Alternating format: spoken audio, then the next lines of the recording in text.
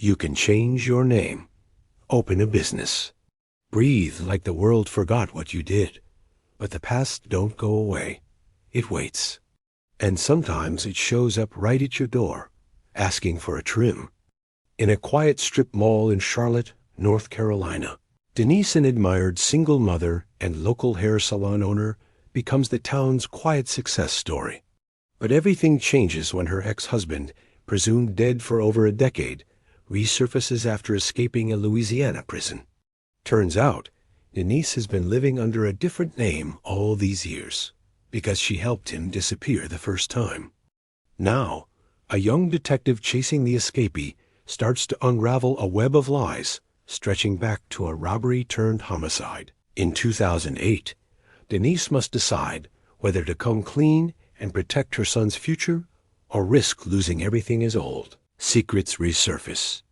Before we expose the secrets buried in this case, make sure to subscribe and turn on the notification bell, because in this world of lies, betrayal, and missing files, one click might be your only way to the truth.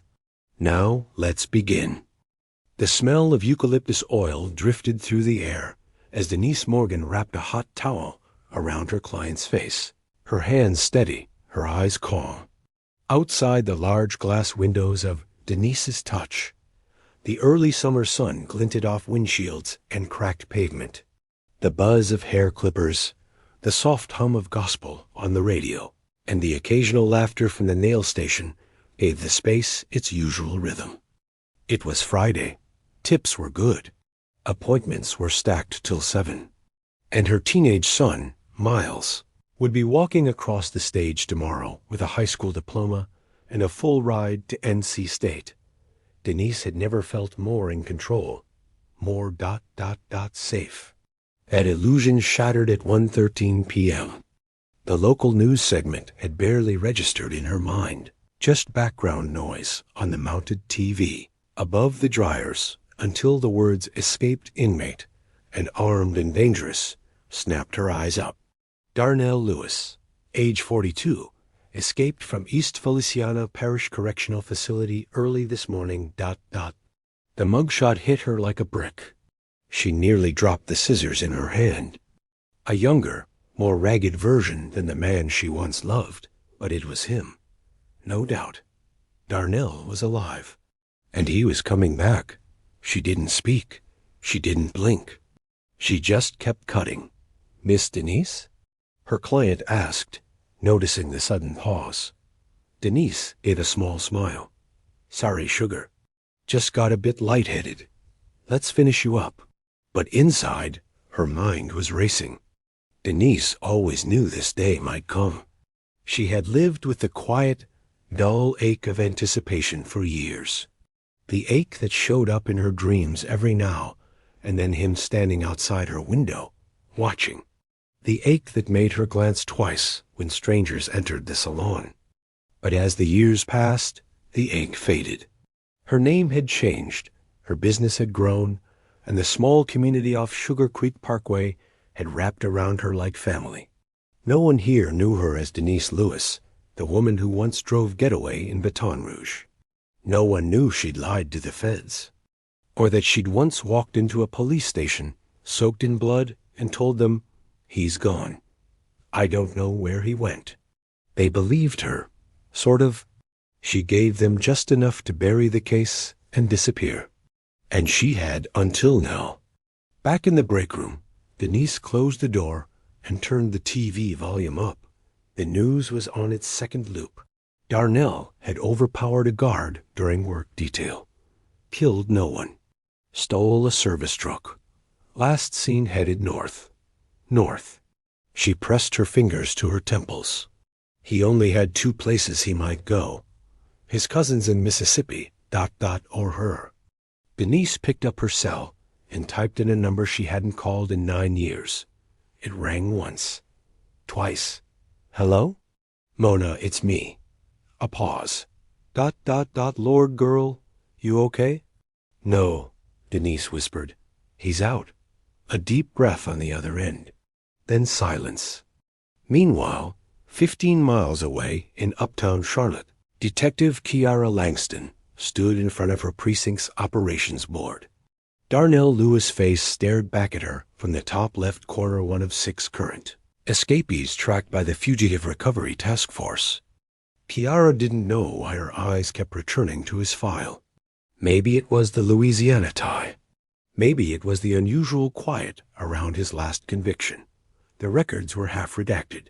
Witness lists disappeared mid-trial. Even the arresting officer's notes were inconsistent. It didn't sit right with her. And what didn't sit right usually meant one thing.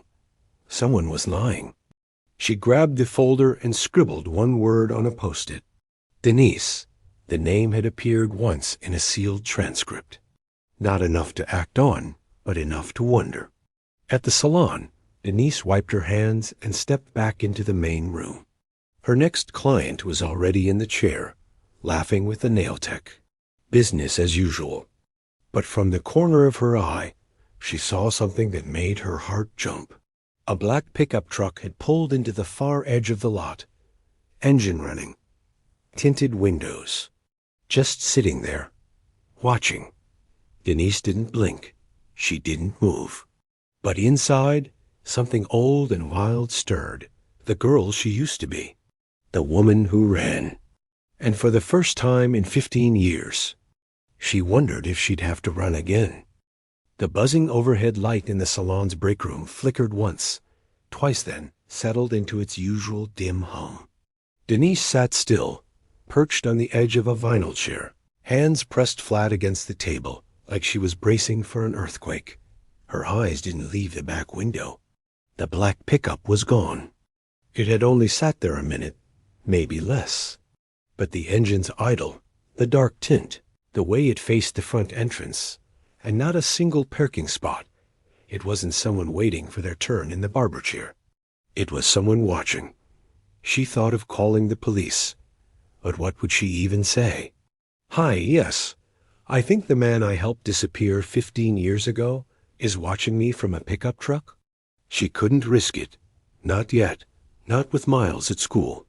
Not when she didn't know for sure. Instead, Denise reached into her purse and pulled out a phone no one knew she still owned a slim, battered Nokia she kept in the lining of an old makeup bag. No apps, no facial recognition, just numbers and secrets.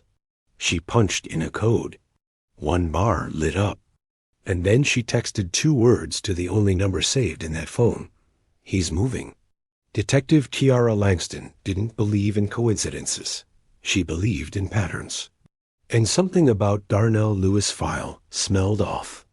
His original case files were laced with missing details, no photos of the scene, no victim statement, no surviving witness testimony, beyond a single plea deal. A clerk, a woman. Her name had been half erased in a court record, like someone forgot to finish redacting it. But Kiara's eyes had locked on the name beneath the black marker smear. Den ... And a partially visible She printed the page and grabbed her jacket. Langston, her supervisor called out. We've got 5 fugitives on the board. You fixating on one for a reason? Kiara paused at the door. Yeah, 'cause this one ain't running like a criminal. He's moving like a man with something to get back to. By the time Denise closed the salon that evening, the sky had turned bruised purple, and the air felt heavier than it should for June. She took her time cleaning up wiping mirrors, sweeping stray curls into the dustpan, organizing combs with unnecessary precision. She didn't want to go home. Not yet. She pulled the blinds, turned the key in the lock, and double-checked the back door. Then walked to her car like it was any other Friday. But her hands were shaking when she started the ignition. Miles had texted earlier. Practice ran late. You good? She wrote back. Yeah, baby. Just tired. Be home in 20. Love you. It was a lie. She wasn't tired. She was terrified. As she pulled out of the lot, her headlights passed a figure on the corner. A man in a hoodie, standing completely still. Her stomach dropped. She didn't stop, didn't slow down. But she looked in the mirror, and the man ... raised his hand. A wave? Or a warning. Back in Uptown, Kiara sat in front of her screen. She had found something. A woman named Denise Morgan had registered a business license for Denise's Touch salon 12 years ago. No priors. Clean record. But the file photo looked too new for a woman who allegedly started over a decade ago. She cross-referenced the image with DMV records from Louisiana. Then she ran facial recognition against archived files from Baton Rouge. And there it was. Denise Lewis. Kiara leaned back in her chair, exhaling through her teeth. She picked up her cell and dialed a number. Yeah, it's Langston. I need a quiet watch on a woman out in the Sugar Creek area. Name's Denise Morgan, but she used to be Lewis, and I think her past just caught up. Denise's house sat in a modest row of brick single levels, each one with a porch light, a front yard, and a mailbox leaning slightly to one side. It was the kind of neighborhood where everybody nodded, but nobody pried. She parked, looked around once, and climbed the steps. Miles? She called inside, locking the door behind her. Back here, came his voice. Just heating up leftover wings. She moved toward the kitchen and paused when she saw him tall like his father, but with softer eyes, a scholar's posture, a football player's shoulders, and a smile that reminded her why she did what she did. He handed her a plate. You okay, Ma? She nodded. Yeah. Just a long day. But her eyes betrayed her. He frowned. You sure? I'm sure, she said, voice tight. You eat. I'm gonna go take a shower. In the bathroom, steam filled the air, but the water hadn't even started running. Denise sat on the edge of the tub, fully clothed, gripping the sink with one hand and her chest with the other. A noise outside made her jerk up. Not footsteps, not shouting, just the soft click of a mailbox lid closing. She crept to the front door and peeked out. Nothing. She waited, then opened it slowly. Inside the mailbox sat one thing, a folded sheet of paper. She unfolded it under the porch light. You still cut clean. I need a trim. Tomorrow. 8 Amai. No name. No number. But she didn't need one. Her past had just booked an appointment. The key turned in the salon door at 7:42 a.m. usual. Denise hadn't slept. Not really. Just laid in bed with one arm under her pillow and the other gripping the same phone she wasn't supposed to have. The letter was folded in her purse, unread for the 10th time, though she could still see every word. You still cut clean. I need a trim. Tomorrow. 8 Amaro. She didn't know if he meant it literally. Darnell never wasted words, but he always loved code. And in their world, everything could be code.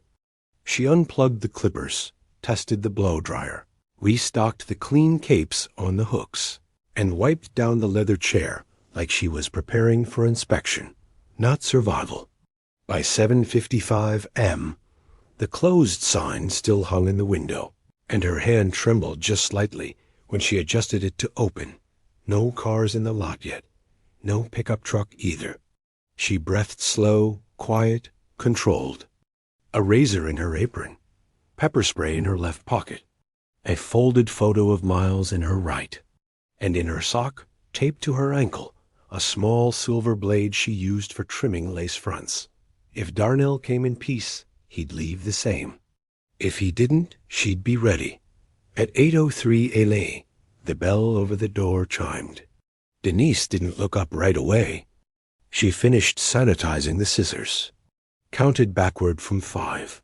Then she turned, and there he was. Taller than she remembered, slimmer.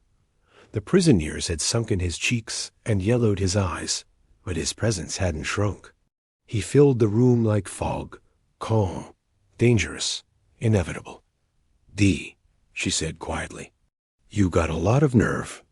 Darnell smiled, that same lazy smirk from their 20s. But it didn't reach his eyes. "Still know how to hold those blades," he said. "I figured you'd still be sharp." I don't cut ghosts. He stepped closer. Slow. Casual. You ain't even asked why I'm here. I don't care why. I just want to know how far behind the feds are. He looked around the shop, as if admiring it. You did good, Dee. Real good. Better than I thought. Don't flatter me. It won't save you. Pause.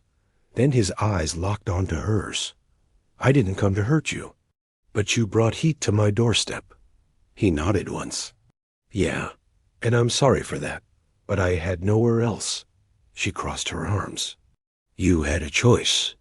You always had a choice.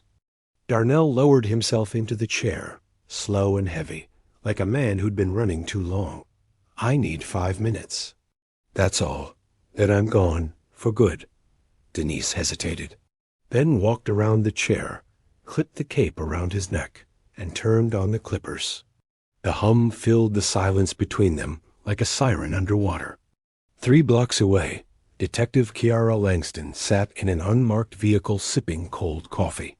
The watch she ordered the night before had spotted Denise entering the salon before dawn. No movement since, no sign of Darnell.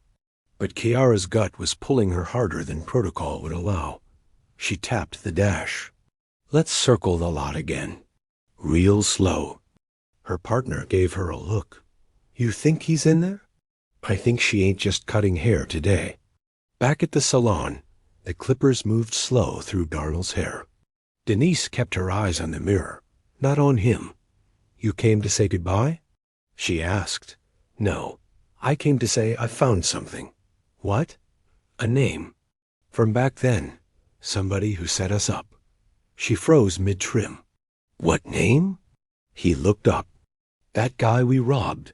That wasn't no random corner hustler. He was tied to a cop. Denise stepped back, eyes narrowing. You're telling me this now? I didn't know back then. But inside, I heard stories. Heard the name pop up again. And now I know why the case was sealed. Why they let me rot, but not you. She took a shaky breath. And what? You want revenge? No, he said quietly. I want you to protect Miles. Her heart stopped. What did you do? They know who he is now. They know where he's going to college. They'll use him, Dee. If I don't come forward. She dropped the clippers. Don't play with me, Darnell. Not about my boy. He stood, cape falling to the floor. I'm not. That's why I came. Not to run. To give myself up. And then, a knock at the glass. Denise's head snapped up. Detective Langston. Badge up, eyes sharp. Darnell turned toward the back door, but Denise didn't move. Stay, she said. He paused. Conflicted. Another knock. Denise stepped forward and unlocked the door. Kiara entered slow, one hand hovering near her waist. Denise Morgan? Yes, Denise said. And this is the part where I tell you. I have something to say. Darnell didn't run. He raised his hands, calm and steady. Kiara glanced between them. You both might want to say it down at the station. Denise met her eyes. No, you need to hear it here, before somebody else gets hurt. The sun poured through the glass like a spotlight on 3 people standing in a storm they'd all helped create. And just like that, everything was out in the open.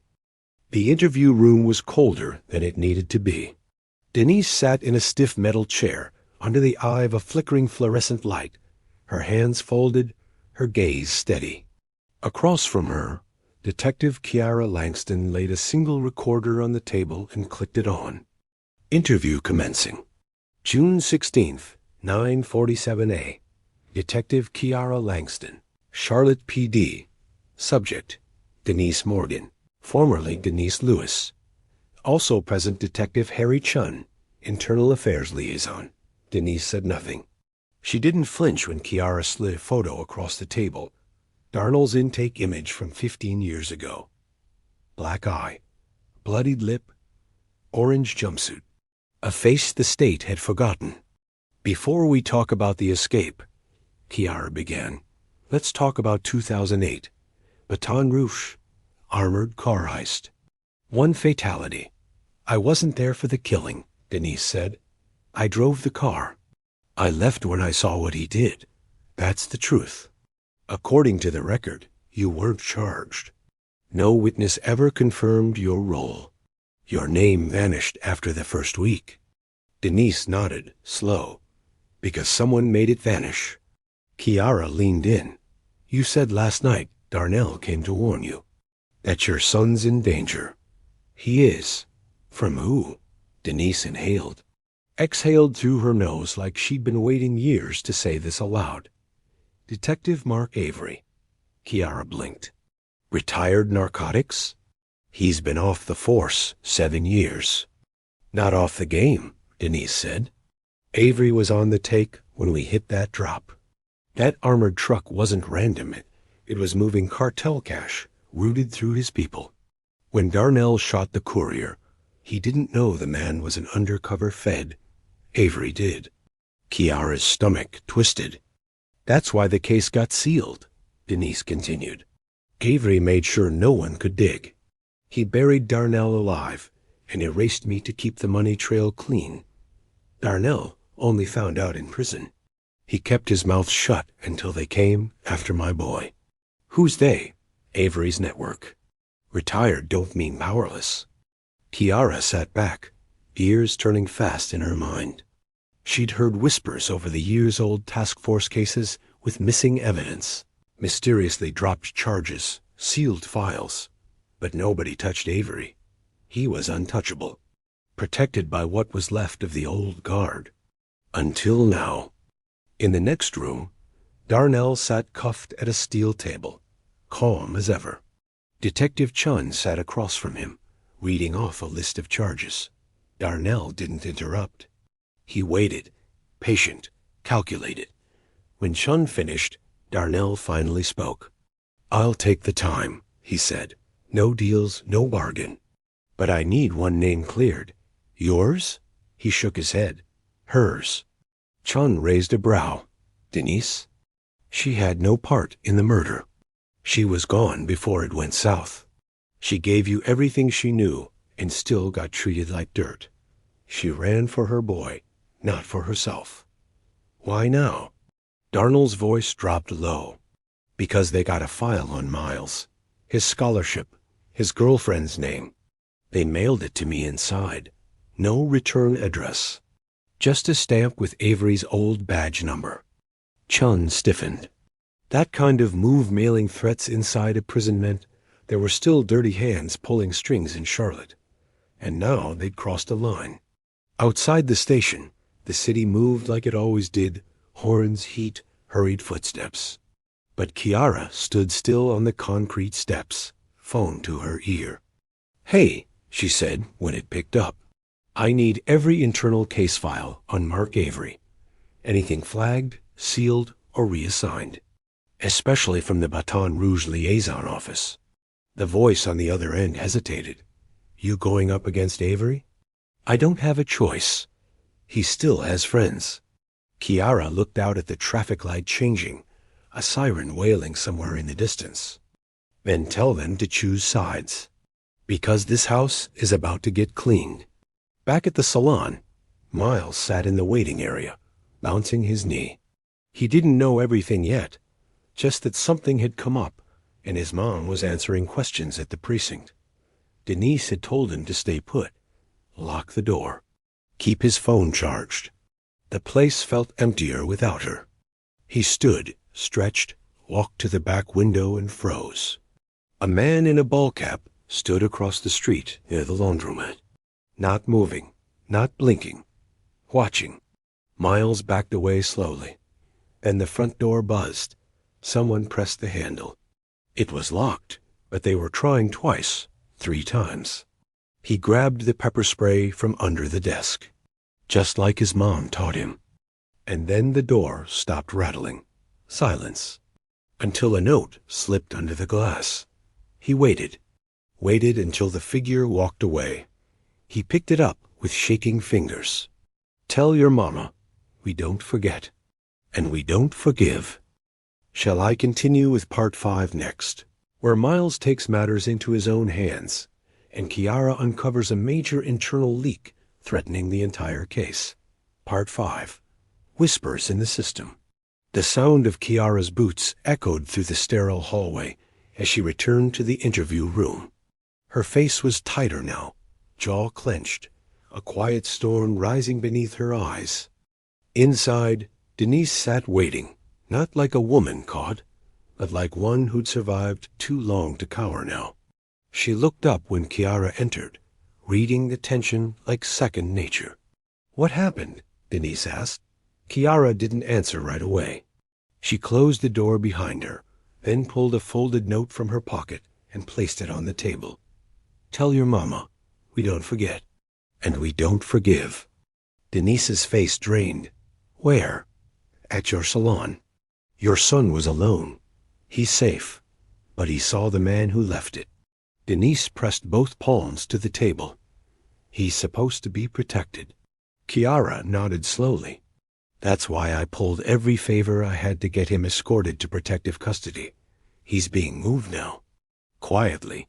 He doesn't know the full picture, but he knows enough to be careful." Denise swallowed hard. They're making it personal now. Kiara sat across from her. It was always personal. We just didn't know how deep it went. Across town, in a warehouse district near the rail yard, a black SUV idled beside a loading dock. Inside, a man in his 60s lit a cigarette with steady fingers, watching the street through one cracked window. Detective Mark Avery hadn't worn a badge in 7 years, but his name still carried weight in certain corners. Old favors, old debts, old files never filed properly. He took a long drag, then opened a manila envelope. Inside, screenshots. One of Darnell in the interview room. One of Kiara on the courthouse steps. And one of Miles leaving football practice 3 weeks ago, smiling, earbuds in. Avery shook his head like a disappointed teacher. "They never know when to stay married," he muttered. A younger man in a flannel jacket sat beside him, arms crossed, avoiding eye contact. "We could scare her off." "No," Avery said. "She's not the problem. It's the cop. You want her gone?" Avery stubbed the cigarette out. "Not yet, but if she keeps digging, we'll give her a reason to look elsewhere." At precinct headquarters, Kiara tapped into a secured server and opened a restricted folder she wasn't supposed to have access to, not without EA clearance. She'd spent the last 2 hours calling in every quiet favor from old mentors and buried contacts. One file labeled yardstick_2007_BRJ unlocked everything. Avery's informant logs, confiscated funds with no trail, redacted witness identities, and then something she didn't expect, a payment history. Discrete deposits made to a burner account in Louisiana beginning 6 months after the armored truck heist. One recipient was listed only by initials, DL. Kiara's heart skipped. She picked up the phone and dialed Chun. "I need you to listen closely," she said. "Avery's not just hiding his role in the heist. He's been keeping Darnell on the hook for years, feeding him just enough protection to stay alive inside." Chun went quiet. "Why would he do that?" "Because Darnell didn't kill that Fed. Not according to these files." "Then who did?" Kiara pulled up one more name. One that appeared on 2 different reports, one listed as an arresting officer, and another as a person of interest in an unrelated narcotics case that mysteriously vanished. Avery's former partner, Jeremiah Holt. Meanwhile, Denise sat in a small, silent holding room. Not cuffed, not under arrest, but waiting for permission, for justice, for something that didn't feel like punishment. The door opened, and Detective Chun stepped in with a file in hand. "Darnell's being processed," he said. "But I wanted to show you something." He opened the file. Inside, a photo. A man in a dark jacket, face blurred in the security cam footage, holding a weapon, standing over the body of the Fed from 2008. Denise stared at it. "That's not Darnell." "No," Chun said. It's Jeremiah Holt. But back then, the footage was lost. We only found it because Kiara hacked into an IA evidence cache. Denise's voice was quiet. Why now? Because your truth finally met the right detective. She looked up, fighting tears. You think any of this clears me? Chun paused. It doesn't erase the getaway car, but it shifts everything else. And if Darnell cooperates, we may have a case to not only reduce his sentence, but to open a federal probe into what Avery built. Denise leaned back in her chair. After 15 years, it wasn't freedom, but it was the first honest crack in the walls. That night, in a motel outside the city, Miles sat on the edge of the bed, his hands curled into fists. The security detail outside hadn't told him much, but he wasn't dumb. He'd seen the note, heard enough whispers, felt the fear in his mother's eyes. He stared at the screen of his phone, then opened a hidden photo album. Pictures from Baton Rouge, old scanned documents he found last year when he tried to piece together why their last name didn't match. He'd always wondered, always suspected. Now he knew. And now ... he wanted answers of his own. He texted a number he wasn't supposed to still have. If you're still out there, I want to meet. No cops, just me. Then he pressed send. The sun was rising, but it didn't feel like morning. A storm had passed through overnight, leaving the Charlotte skyline soaked and steaming. Mist clung to the sidewalks. And in a half-empty parking lot, behind a shuttered bait shop, 17-year-old Miles Morgan stood alone, hood up, hands in pockets, waiting for someone he wasn't sure he should trust. The message reply had come hours ago. 6 on back lot, no weapons. A door creaked. Miles turned. A man stepped from the shadows of a delivery truck. He wore plain clothes, no visible gun, no visible badge. Just the presence of someone used to being in control. You're bold, the man said, voice low. You look just like your father did when we first pulled him in. Miles didn't flinch. Then you know why I'm here. I know your mom's been telling stories, the man said. And I know Detective Langston is putting her career on the line for something she doesn't understand. You threatened my life. I warned your mother. Big difference. Miles took a step forward, voice shaking but sharp. You used my father. And when he outlived his usefulness, you tried to erase him. You buried my mom's name. You don't get to act like this is just cleanup. The man exhaled. You don't know what we were protecting. I don't care, Miles said. Because you messed with the wrong family. And we don't scare that easy. A beat of silence passed. Then the man said, You talk like your mama. From behind the truck, 2 unmarked cars rolled in fast. Doors flew open. Detective Kiara Langston stepped out, badge raised. Hands where we can see them, she barked. The man didn't run. He just looked at Miles. You set me up, Miles shrugged. You taught me how to read the game. I just flipped the board. 1 week later, Denise stood outside the courthouse, the air thick with the smell of wet pavement and morning hope. The press circled at a distance, but she didn't flinch. Kiara stood beside her. Darnell, escorted by U.S. Marshals, had just finished testifying. The Department of Justice was opening a formal probe. Avery was in custody. Jeremiah Holt, too. Charlotte PD was under internal review. Darnell would still serve time, but under witness protection. And Denise? She was cleared. Not exonerated. Not washed clean, but cleared enough to breathe again. Inside the courtroom hallway, Kiara leaned against the wall beside Miles. You know, for a kid who nearly blew a federal sting, you handled yourself better than some of my rookie detectives. Miles smiled, sheepish. I figured if you weren't going to stop him, someone had to. Kiara nodded. You did good. But next time, you call back up. I hope there isn't a next time. There always is, she said, looking out the window. But at least now, you'll see it coming. That night, Denise opened the salon for the first time since the chaos. She trimmed one client, then another. By late evening, it was just her and Miles sweeping up. He leaned against the doorway, arms crossed. "You ever gonna tell me everything?" She looked up. "Probably not. That's fair." A long pause. Then he said, "You're the strongest person I know." Denise didn't respond. She just smiled, turned off the lights, and locked the door behind them. The night was warm, the streets quiet, and for the first time in 15 years, no one was watching. Some ghosts returned to haunt, others returned to protect. This story wasn't just about one case. It was about how quickly truth can vanish when assumptions replace evidence, and how unchecked authority becomes a weapon instead of a shield. It was about fear, how it twists judgment, silences witnesses, and turns policy into harm.